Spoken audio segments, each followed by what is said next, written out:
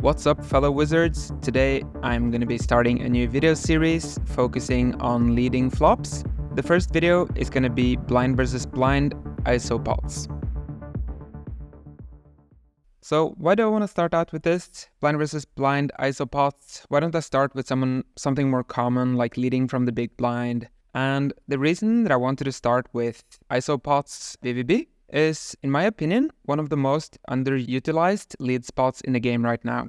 Some of these boards, as we will see, have 85% leads, and most players are playing them as pure checks. It's also a fairly common spot to play. Just imagine in tournaments how often this happens. In cash games, it's of course less because you play more RFI from the small blind. But in tournaments, there's a lot of spots where you limp the small blind, the big blind raises, and you call.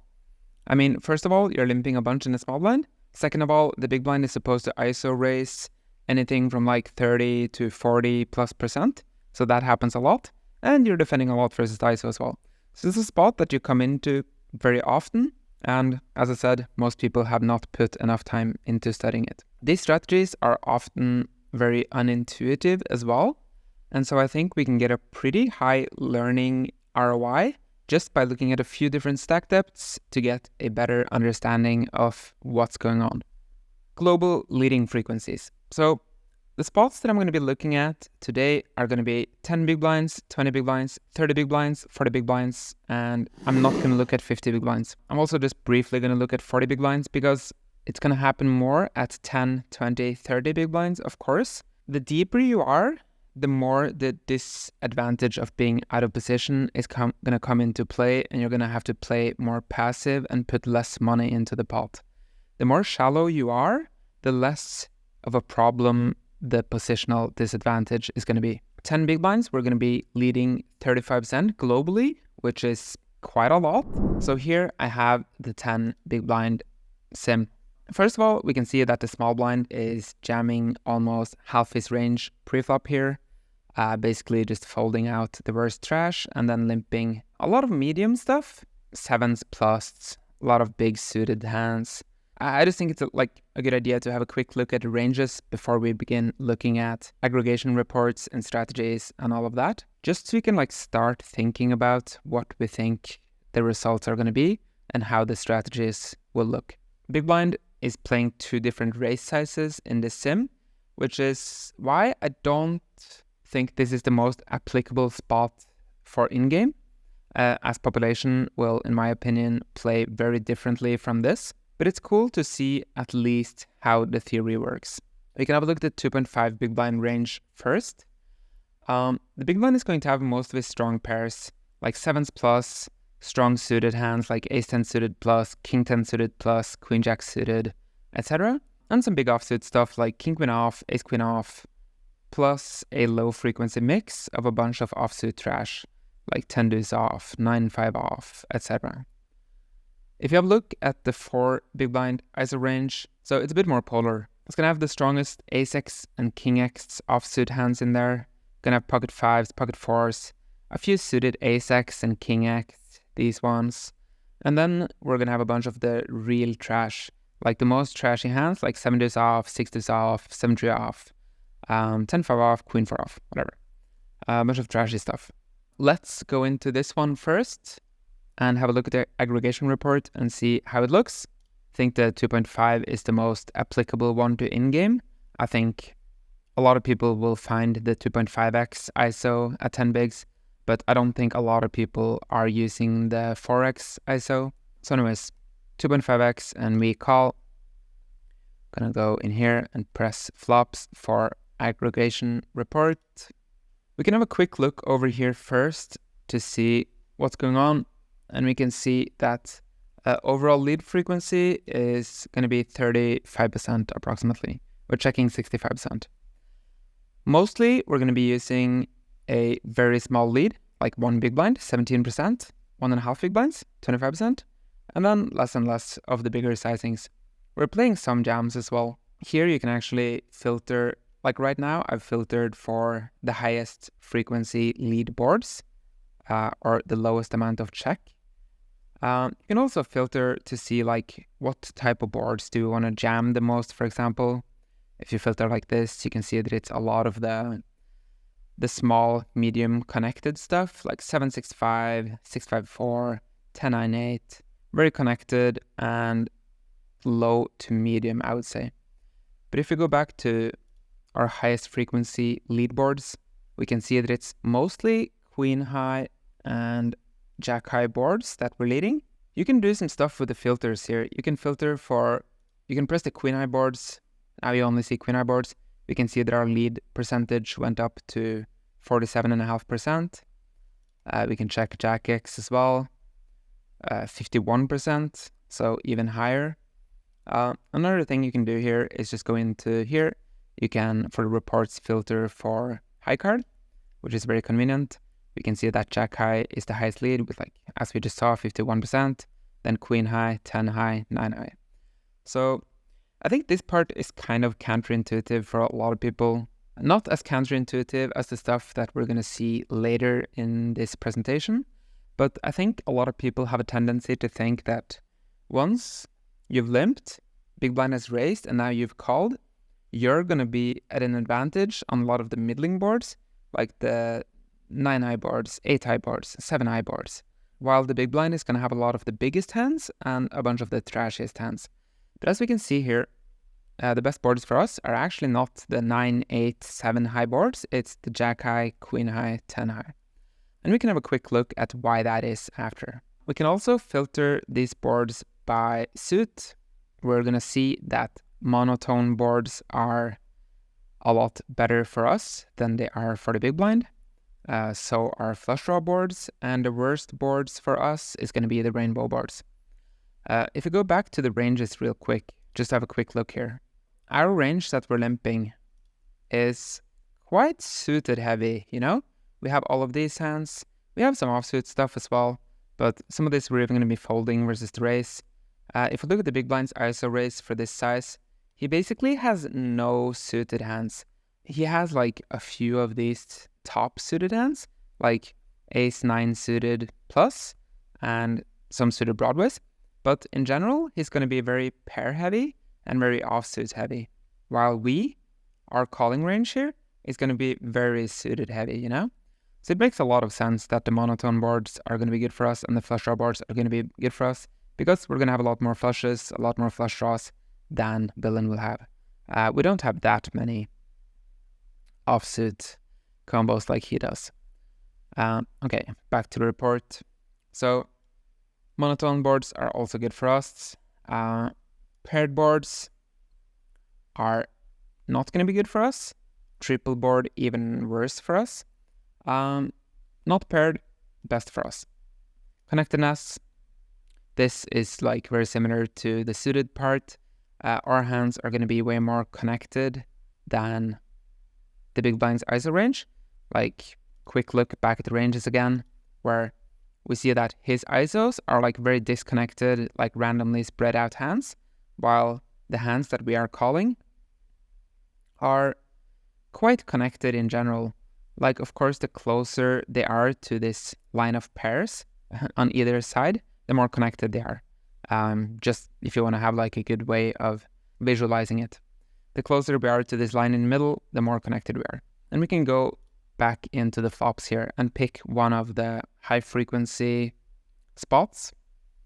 So if you look at the most led board here in the sim, it's Queen 9-6 flush draw, which I think is a board that a lot of people probably won't be playing leads in at all. So let's have a look what's going on there and why do we want to lead this board so much. At first glance, I think like a good place to start actually is to have a look at the ranges in here to see exactly what's going on. Put strategy for both here. If we look at the equities, first of all, we only have a slight equity advantage. We have 52.8%, which is not that much, you know? Usually when you start developing leading ranges, it's because of the board is significantly better for us, or that parts of our range do significantly better. Like we have a big nut advantage, for example. I guess in this spot, being so shallow, like SPR is only 1.25, positional advantage is to a large degree mitigated, and we do get to lead a bunch even without that much of an overall equity edge. It's also quite easy to see what the solver is trying to accomplish with these leads. It's using predominantly B17 or B25, so 1 big blind or 1.5 big blinds, looking to put pressure on this long stretch of very low equity hands in villain's range. If you look at this equity chart here, we see that villain's range has a lot of like really bad hands. You can also see it here in the equity buckets that for weak hands, he has almost 26% of his range. We have 20. Trash hands, he has 33%. We have 19%. So he has a lot more of these just like totally useless hands. And yeah, he's going to be under a lot of pressure even versus like 1 big blind or 1.5 big blinds here. So I think that's what the solver is trying to accomplish. Let's go back and have a look at the 4 big blind ISO. I think this one happens way less and is a bit wonky, not super applicable to real game in a current meta, but it shows how extreme some leading spots can become with certain range constructions. So remember how this range looks for us? It's a lot of offsuit ace-x, offsuit king-x high ones, some trashy hands, a couple of pairs, and then like a few suited hands here. But very offsuit heavy and yeah, no pairs. Every pair except for 5s and 4s are going to be jamming or ISOing, you know? Our range that we're calling here is actually very pair heavy. We're going to have 10s plus, pretty much pure, and outside of that is very suited heavy and very connected. We have a few of these offsuit connectors, and outside of that, it's mostly suited stuff, you know? So we call, go back to the reports. So looking at the types of board we lead on here, it's easy to see that we prefer leading on the middling boards and preferably suited or mono. We can do the same thing as before. We can have a quick look at high cards to see what type of boards we want to lead. And here it's 7 high, 8 high, 6 high, the more typical boards you would expect, I would say. But it's very easy to understand why. Like opponent doesn't have any of the overpairs. His range is just like so heavily condensed towards offsuit ace-x and offsuit king-x, and just mostly the very high ones. We can also click suits, and we're going to see that mono is just crushing for us here. Flush draw is pretty good as well. Rainbow, not so good. Connectedness, we can look at pairing as well, but it's just like not going to be too good for us. Not too much leading on the paired boards. Triple board is actually leading a lot here. And if you think back to it, it's like, remember, he only has 5s and 4s. That's his only boats once the board is tripled. If it's like deuce, deuce, deuce, for example, he's going to have 5s full and 4s full, while we are going to have 10s full, jacks full, queens full, kings full, aces full. So triple board is actually pretty good for us here, which is also kind of counterintuitive, you know? Connectedness, very good for us as well. Let's go back and have a quick look at, let's do 7-6-5 rainbow. So it's mixing pretty evenly here. You can call this a range lead. And it's mixing pretty evenly between B25 and all in for B26. Let's go for the AI solve here and just use, we can just use automatic settings for this one. It's going to be fine. And you can see that we're just jamming range. We're limping, calling a raise, and now we're just jamming range. Pretty cool. And we can see here why that is going on. And it's rare that you find a board that is that good for any player, to be fair. But especially as the limp caller, this is very unusual. Like, we have 62% equity, which is insane. We have 126% equity realization, which is also insane, versus big blinds 56, 57%. If you look at the best hands and good hands here, look at this. How crazy is this? 21% versus 2% and 50% versus 2.6%. He just has trash on this board. It's just such a bad board for him, you know? The pot is 9 big blinds, and our pot share is 7 of those. Almost 7.1 big blinds. Absolute insanity. Of course, this is not only because we have a lot of connected stuff and stuff down here in this region down here. We also have tens, jacks, queens, kings, aces. These are, I think it's like an overlooked aspect, basically, of what happens in this configuration. So anyways, I don't think these strategies are like super applicable, so I won't spend any more time on it. I'm going to move on to 20 big blinds now, which I think is very, very useful one to study. Okay, so here we are at 20 big blinds, and as I said, I think this one is a bit more useful in game, as the ranges are, in my opinion, quite realistic and close to how population plays. It's perhaps the most important part of this whole presentation, I would say, if you account for how often this spot occurs, combined with how much population is currently misplaying it. We're going to have a look at how to play versus the 3 big blind ISO here, which is by far the most common size. So we limp in a small blind, and big blind is almost only using the 3 big blind size. We can have a look at this range real quick. A lot of the best suited stuff, King 9 suited plus, A7 suited plus, 7s plus for pairs, and then like a very even mix, like a lot of randomizing here with a bunch of the offsuit grid. But again, not too many suited hands here. Big blind doesn't want to bluff raise any suited hands because you're just losing too much EV when you have to raise fold a hand like 10-5 suited. You'd much rather raise fold a hand like 10-5 offsuit, So that's why we're not seeing too much suited stuff in the grid here. So he raises, and our calling range is, again, very heavy on the suited front. We have a bunch of the like medium offsuit stuff as well, like all of these connectors, a lot of king high, queen high, and yeah, this middling offsuit stuff. But we have like every suited king, every suited queen, a bunch of suited middling stuff.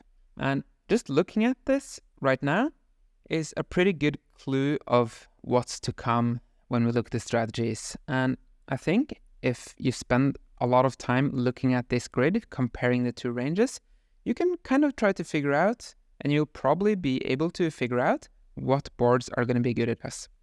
But let's go into it, and I will show you what we mean.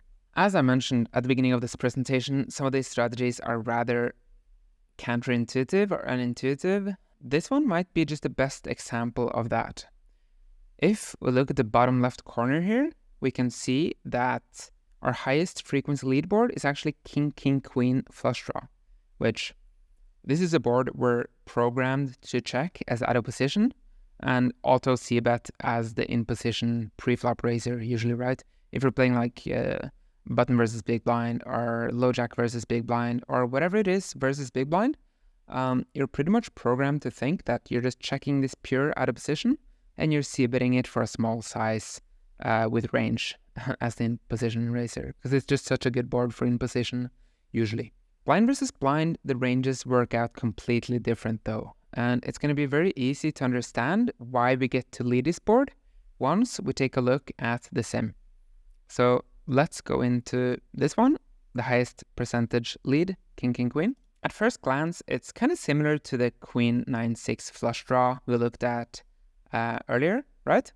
We don't have a massive equity advantage. We're only 53% here, but we beat him throughout the entire equity chart, as we can see down here. Like throughout all of it, we're pretty much slightly ahead. We can see like pretty much exactly the same thing here, where we're structuring our sizing mostly around B15 and B30, these two super small sizings, to punish the trash part of his range, which is over 37% here, if we look over here. Like this whole grid of like offsuit crap that he's raising pre now has so little equity now. Like we can see we're beating him in the best hands, fine. We're not beating him that much, but we're beating him a little bit for the good hands. And yeah, to be fair, a little bit here as well. We can also click this and show advanced. And we can see that for the top equity hands, we're actually slightly behind. So the main driver of our equity advantage here is actually not the top hands, but rather the 70 to 90% equity buckets, where we crush him really hard. If we look at the amount of trips we both have, which we can do if we click here, we can go over to hands and we can have a look. So if you look at the trips, we're beating him by quite a bit. Like as I mentioned when we looked at ranges before, we have like a lot of offsuit king X and we have every suited king X, pretty much. If you look at his range on the right side, okay, he has like also a bunch of the offsuit kings here and some of the best suited ones, but he's lacking a bunch of these suited ones and he's randomizing a lot with offsuit ones as well. So for trips, we're beating him a little bit, 12.4 versus 9.6, but where we're really crushing him is second pair. Look at how much more queen X we have than him. We have every suited queen X combo in limp call range. And if we look at him, he doesn't have any of them.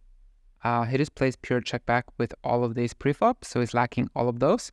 And of the offsuit ones, we both have a bunch of them. A good place to go now is to run a little experiment here. Because let's say that here, you know, like small blind is supposed to lead 85% of the time, which, yeah, it's a lot. But what happens if the small blind misplays and doesn't play leads here? So I think that's a good place to go now. I'm going to go into the AI solver and make a little node lock experiment.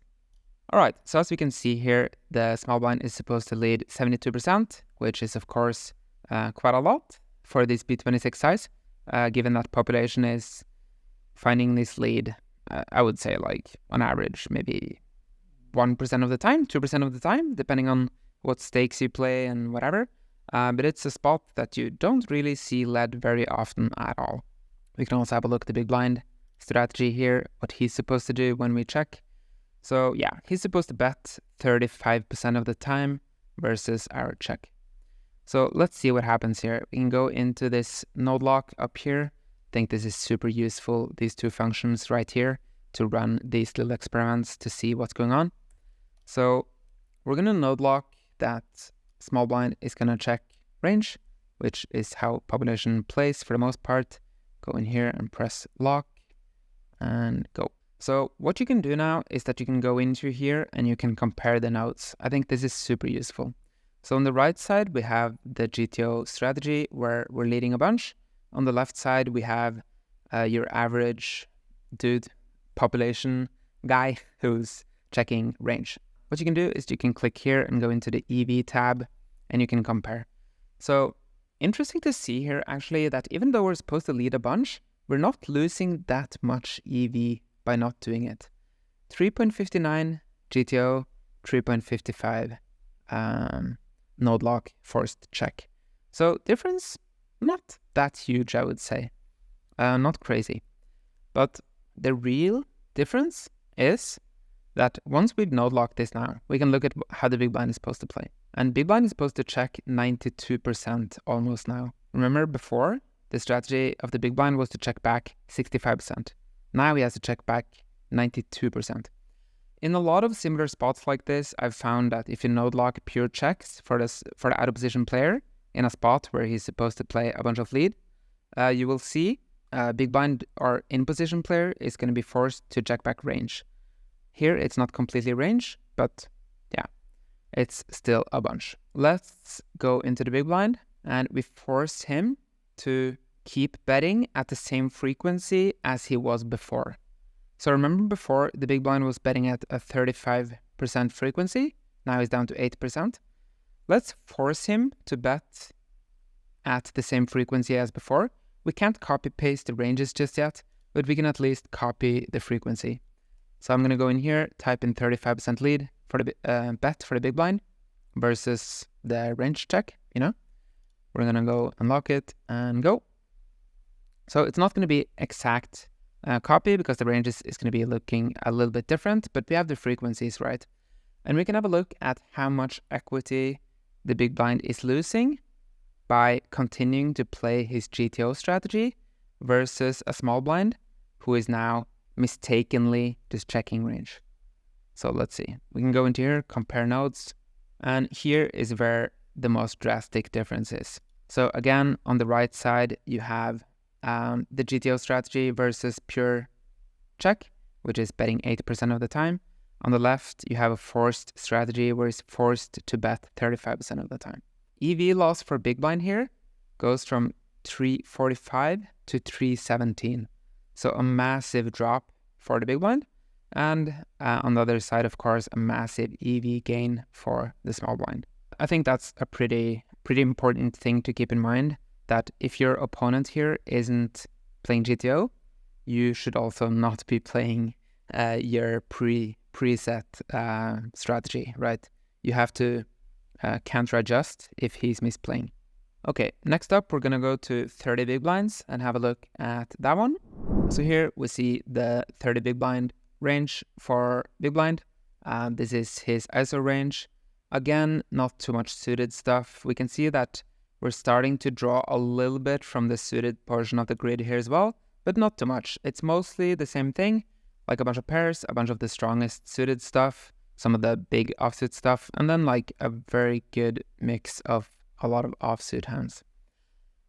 Versus this, again, we are going to be calling a lot of suited stuff. Again, we're going to be very dominant in the suited portion of the grid. And yeah, we're not going to have too much stuff here. We have a lot of King X and Queen X still.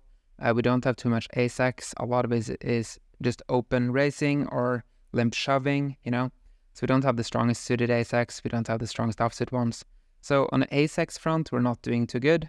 On the King High and Queen High, we're doing pretty good. Connectedness, we're doing very well.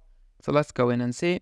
Looking at this aggregate report for 30 bigs, it looks pretty similar to the one at 20 big blinds at first glance, but it's actually quite different. King High boards are led around 40% of the time here. We can have a look at the high card thing to see that. The King High boards are led around 40% of the time, while the Queen High boards, which had the highest lead percent at 20 bigs, are only led like 22% of the time now. So quite a big drop for Queen High boards. King High boards, very good for us now at 30. If we look at suits, monotone, very good. Flush draw, also good. Rainbow, not so good. Connect, pairing, same thing. Pretty much. Tripled is not so good for us anymore because we don't have the same amount of over pairs that the big blind is lacking anymore. So yeah, this one is not going to be too good. Non-paired is going to be the best for us now. Connectedness, that's going to be very good for us. Connected boards. The more connected, the better. We can have a look at a hotspot here as well. We can look at the King 8-8 flush draw, which also is pretty counterintuitive one to lead. Like overall, we can see that our leading frequencies are going down as we're going up in blinds. As I mentioned before, the more blinds you have, the deeper you are, and the more the disadvantage of being out of position is going to affect the strategy. So here, we're down to already leading only 18% of the time, but we still have some boards that are like really, really good for us, a bunch of these King High boards specifically. Again, I like to start off by going into the ranges and looking at the equities. So here, 56% equity. We have way more 8x and way more King X than him.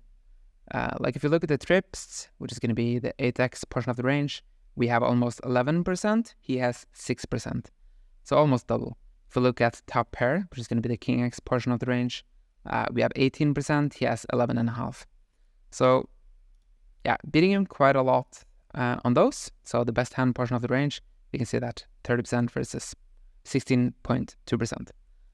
I think we can do the same thing as before. We can have a quick look in the AI solver to see what happens if we don't play leads here. Okay, so for this one, I'm going to be using a dynamic sim where I've entered my own sizes and stuff just to make it a bit more complete than the automatic one. For a lot of spots, it's fine to just use the automatic one. For some spots, it's going to be better to build your own sizings. For this one, we can see that once I've built this one, we're leading almost range for B25. If we go to the node lock here and force him to check range, what's going to happen? So this is GTO strategy on the right, population strategy on the left, and EV has gone from 4.58 to 4.47. So a bit more of a significant drop in this one, I would say, compared to the King Queen earlier. But as we're going to see, the biggest drop in EV here is also going to be for the big blind if he does not adjust to our new strategy. But first, before we do that, we're going to have to look at the big blind, how he plays versus the GTO strategy. So I'm going to unlock all and continue. Now it will revert to the GTO strategy, which is just leading pretty much range. So we see versus this, the big blind is going to bet at a frequency of 42%. So remember that number, 42%. I'm going to go back here and lock a pure checking strategy. And then we're going to force big blind to bet at 42% frequency. And as I said before, this is not going to be completely perfect because we can't copy exactly the range that he's betting just yet. But we can at least get the frequency right to get an idea of how much equity we're losing by playing this. So I'm going to lock and continue.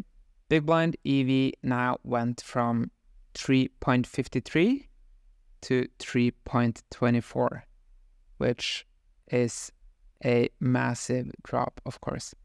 Massive drop in EV.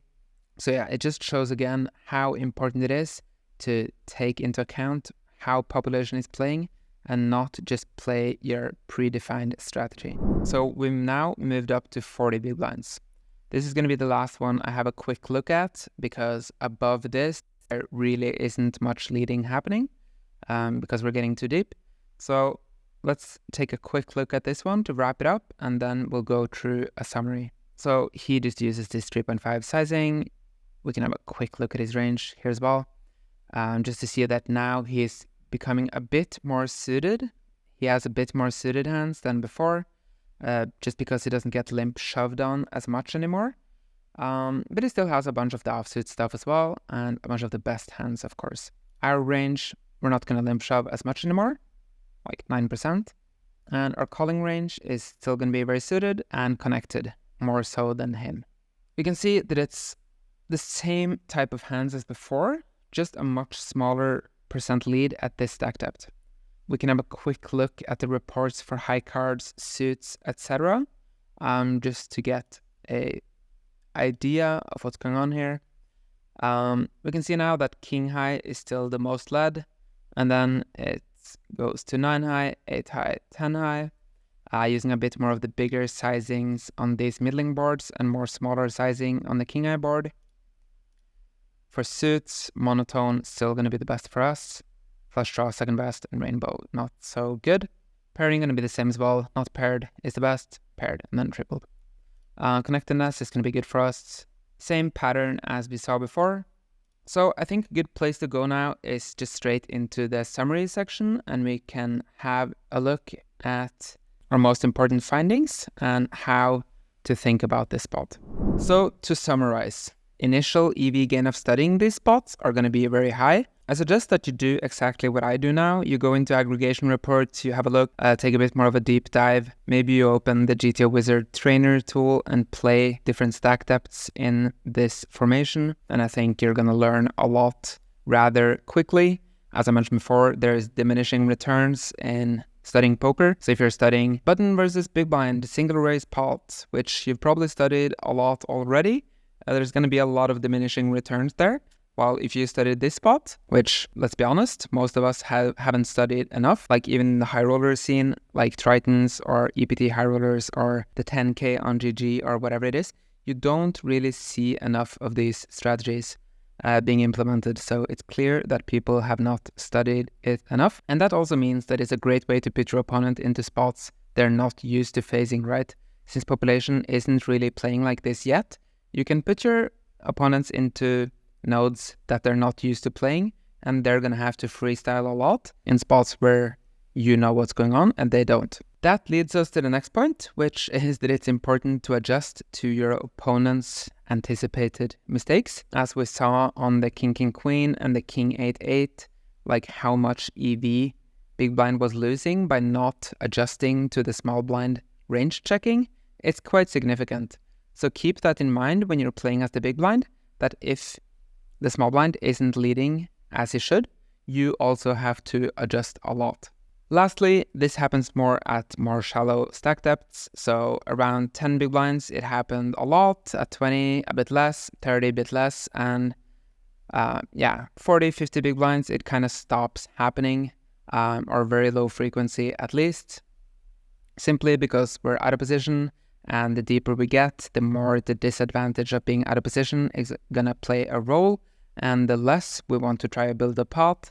That's simply it. If you have any questions, then please leave a comment in the Discord or under this video, or just hit me up somewhere and ask.